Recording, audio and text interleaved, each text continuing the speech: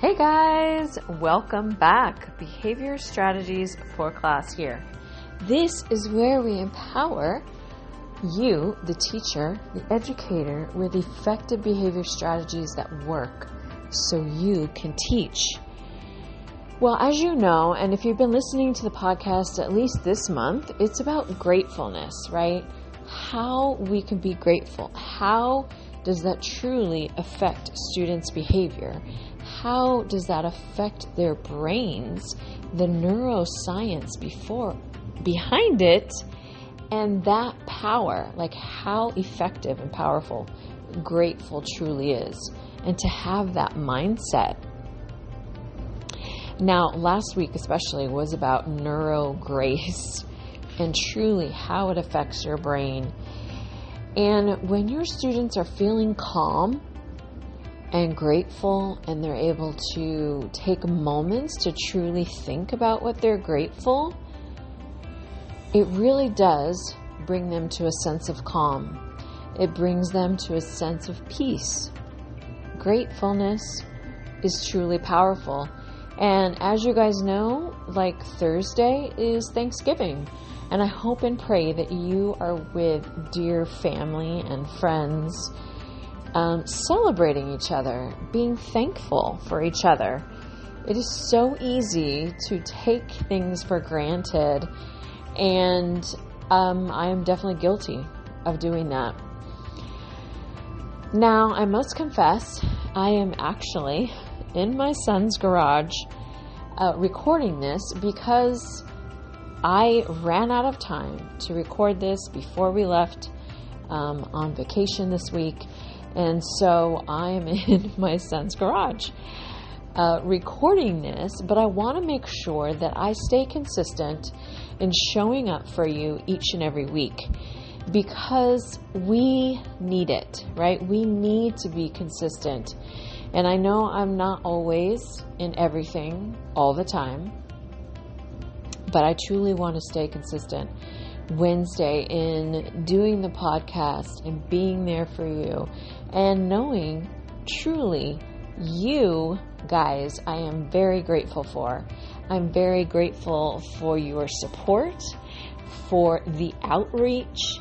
I mean, guys, this podcast is heard all over the world, like Nigeria, Australia, in Russia.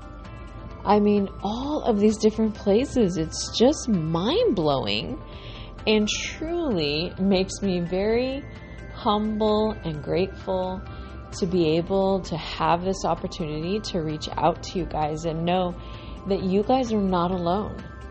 You are not alone, and I support you. So a couple things I want to share about what I am thankful for. I mean, oh my goodness, there really is a lot. So definitely I am thankful for the Lord. I'm thankful for my faith, for the Bible, for being able to learn and read and grow from that each and every day. And I'm thankful that we have the freedom to do that, the freedom to worship wherever we want to worship, whenever we want to worship. Truly, I'm thankful for that. I'm thankful for the support of family and friends in many of my different ventures, but especially this podcast. And I'm thankful that I've finished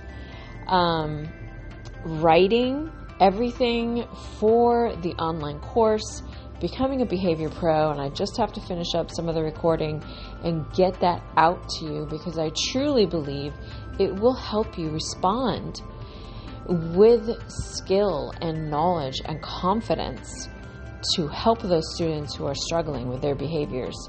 Because we all know there is other things going on behind that behavior, that you can respond with empathy. I'm thankful for the opportunity to be able to learn even more about behaviors. about like the science behind that. I shared in last week's podcast, like neuroscience is my new like deep dive of what I'm learning about truly your brain and body and how they are, well, we know they're connected, but how they really work together. And for some of your students who have been through traumatic events, like since they were little, some even babies, some just toddlers, how that truly affects the way their brains have developed. And so some of these behavior skills, they just don't have. That is obviously something that that I talk about a lot in the podcast. And definitely, guys, go back in the history, because I'm truly thankful. Like, I have interviewed some very amazing, fascinating, caring educators, psychologists, entertainers who are committed just as much in education and supporting you in helping you be the best that you can be. Another thing that I'm truly thankful for is my family. I've shared before, last year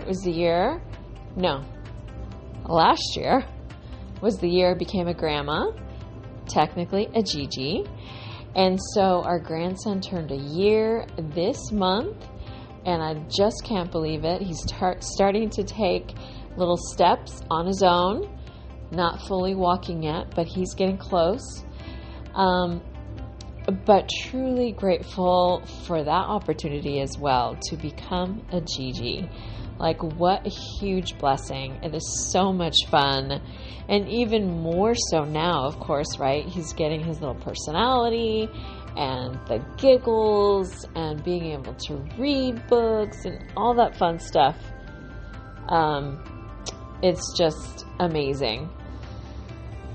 Again, truly thankful for dear friends at work, friends at my church who support and encourage me and pray for me all the time.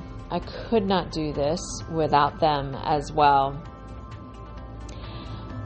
I mean, there is just so much. I mean, we could go down to the basics. Like, I'm truly thankful for our home, for a bed to sleep in, for warm blankets, a hot shower, being able to make coffee in the morning, but being able to go to Starbucks in the morning as well.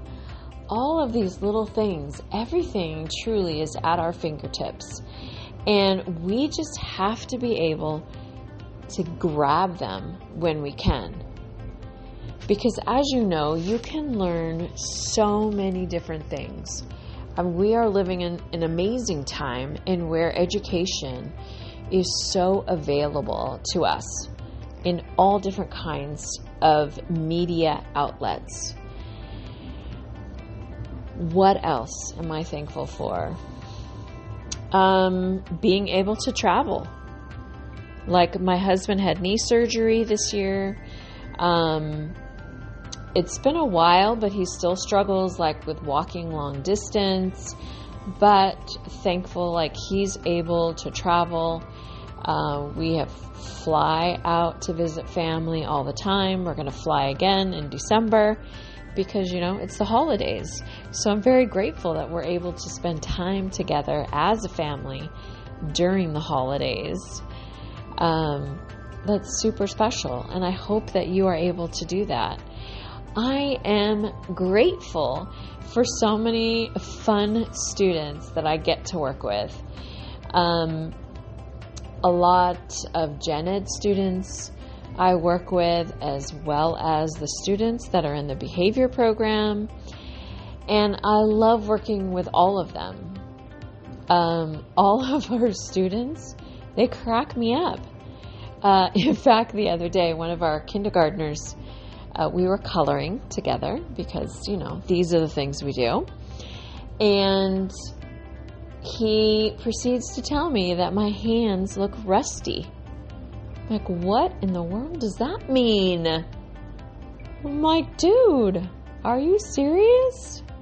That's a new one. I have not heard that. Rusty. But they just crack me up, and I'm grateful that I'm able to be there. I have the energy to chase them when I need to protect others when I need to step in and do all the things I need to do in order to do my job. And that brings me to the ability, thankful for the ability to be able to work out, to do exercises. I've been lifting weights 3 days a week, doing other exercises the other days, and just remembering like that truly is a privilege. There are so many people who are not able to do that. And so as much as I fight it at times because I'd rather be sleeping or at least in bed, I have to remind myself this truly is a gift to be able to move my body and build muscle and get that energy, and not only for my students, but for our grandson. And I know this is only the first grandson. Of course, I'm expecting more, hoping for more. And I want to be able to have the energy and the stamina to get up and play with them and run with them and play catch and, kick the ball around, whatever it is they want to do. I want to make sure that I have that energy and ability to do that. And so I am very thankful that I'm able to work out. I usually work out at home. It just works out so much easier for me.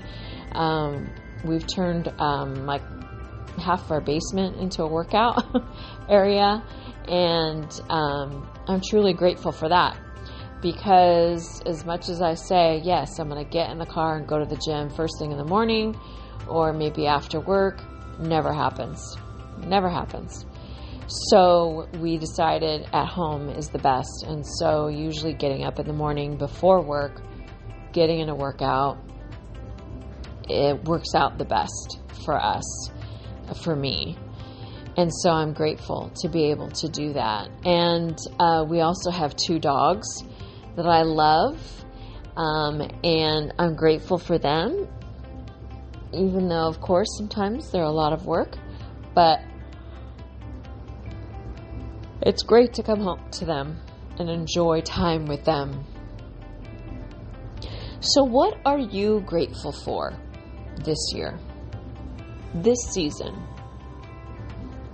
What has gone well for you?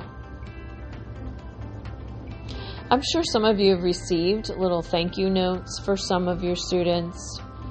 And of course, we want to remind everyone, thankfulness and having a grateful mindset should not end in November. It should be a lifelong skill and habit that all of us have. And that's why I truly recommend the journaling.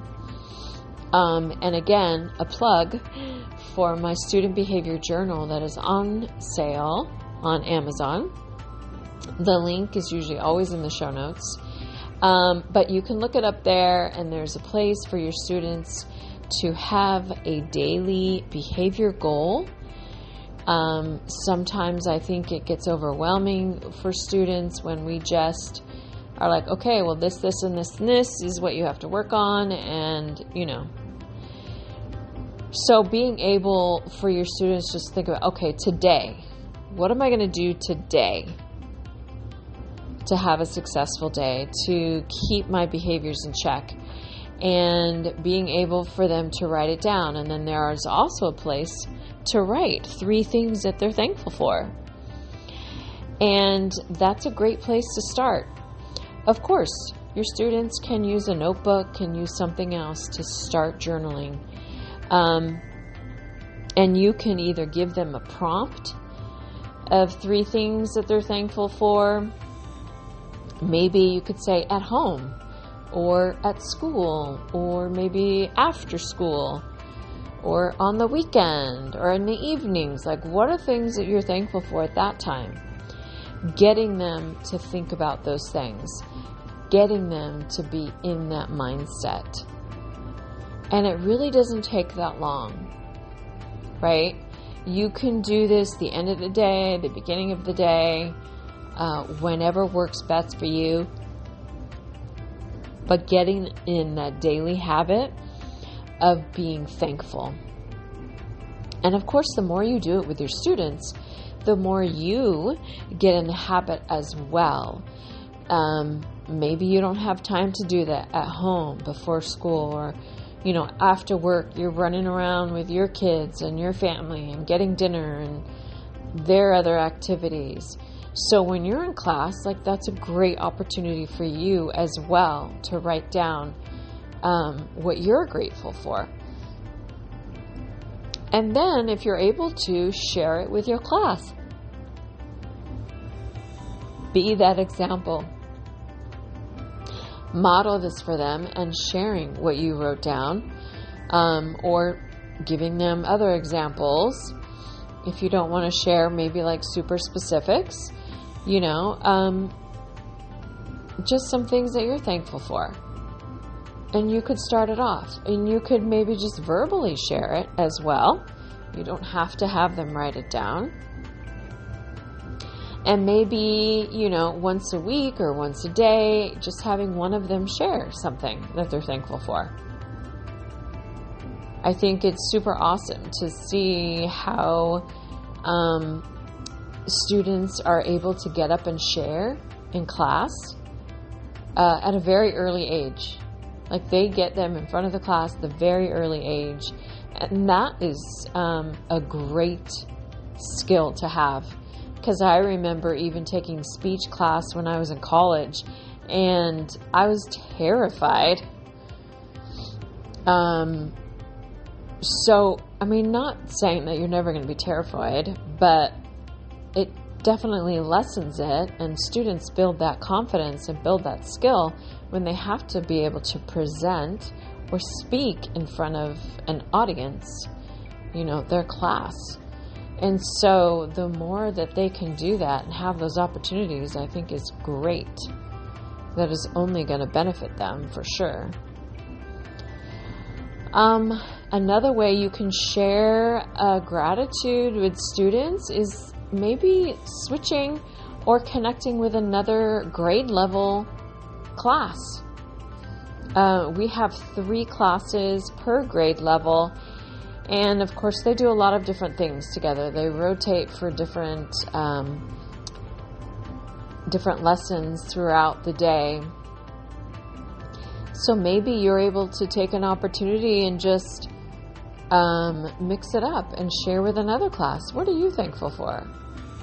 Or maybe write down what they're thankful for in that classroom, or those people, the students in that class. There's lots of different ways that you can mix it up to continue to build that growth mindset, that gratitude mindset, and how powerful it is. Because when students are thinking about what they can be thankful for, they're not thinking about being disruptive and being rude and disrespectful and mean and all these other things. They're trying to think of something they can be thankful for. And I could say even for some of our toughest students who have been through some of the toughest things, they could at least come up with one thing to be thankful for. I know they can. And sometimes it's you, right? They're thankful for you and the dedication and the care that you bring to their classroom and that you bring to them. You make a difference. So what way are you going to share that you're thankful for? Because like I said, it doesn't have to end in November. Why not come back after this Thanksgiving break and let them celebrate what they did and what they're thankful for from celebrating the holiday. Now, granted, of course, there's going to be some kiddos that it was not a good time for them. And you have to be empathetic and sensitive to that. So if you don't have to, if you know some students in your class have been struggling, there's some other family situations, then it's okay not to force them to share. Just let a few other students who are ready and willing to do that to share, and still model that behavior to the others. I believe I'm a pretty optimistic person, and so I think even those who are struggling and going through some tough times can think of at least one thing to be thankful for.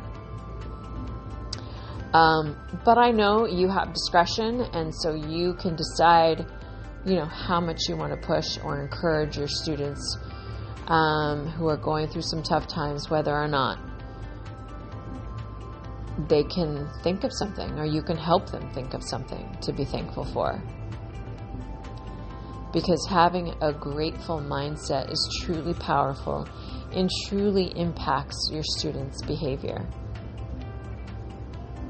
Again, so what way are you going to help your students grow a thankful mindset?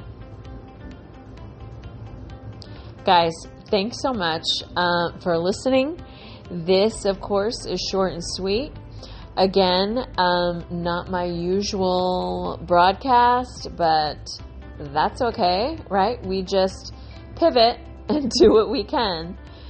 So I want to thank you again so much for all of your support. And again, if you truly enjoy this podcast and have learned something, please subscribe, share it with so many other educators, and leave a review. Go to Apple Podcasts, leave a review, and let me know what strategy has helped you the most. What strategy have you seen successful with your students? I would love to hear from you. You can also, there's my email, website, LinkedIn, all of those things. You can find me there. Just look up Behavior Strategies for Class. And again, the online course, Becoming a Behavior Pro, will be completed soon. And you are going to want this course, because this is going to help you approach and react to your students' challenging behavior with skill and confidence and knowledge to better be successful in your classroom and help your students be successful as well. All right, guys, I will see you next week. Thanks so much again, and have a blessed Thanksgiving.